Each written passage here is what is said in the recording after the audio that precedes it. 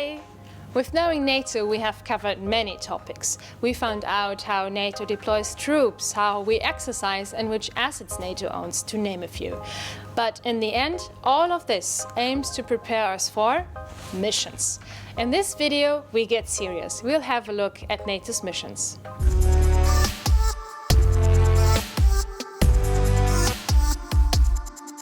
NATO's main goal is to ensure the security and freedom of its members and allied territory by political and military means, which essentially means that the collective defense isn't just based on military missions. So for a peaceful resolution of conflicts, NATO is active in finding diplomatic solutions. If diplomatic efforts fail, it has the military capacity to activate crisis management operations, either alone or with other countries and international organizations. To provide an example of a NATO mission, we can take a look at Kosovo Force, or short, KFOR. In 1999, NATO started this mission to stop the violence in Kosovo and prevent a humanitarian disaster. Throughout NATO's presence in Kosovo, the mission evolved, so that after some years in Kosovo, KFOR troops began supporting the building of a professional security force. Other well-known missions are Resolute Support, which was located in Afghanistan,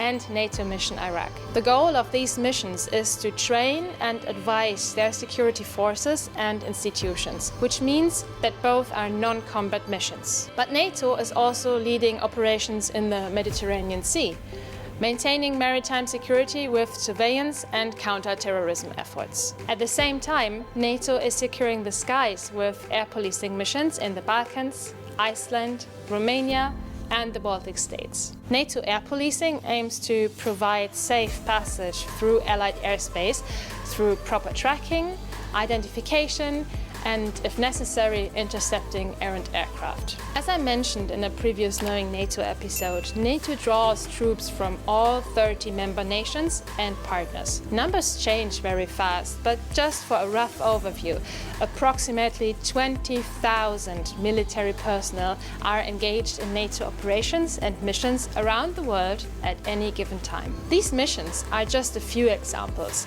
NATO does a lot more. And if you want to find out exactly what, have a look at our website, where we have published a detailed article about our operations and missions. Until next time, ciao!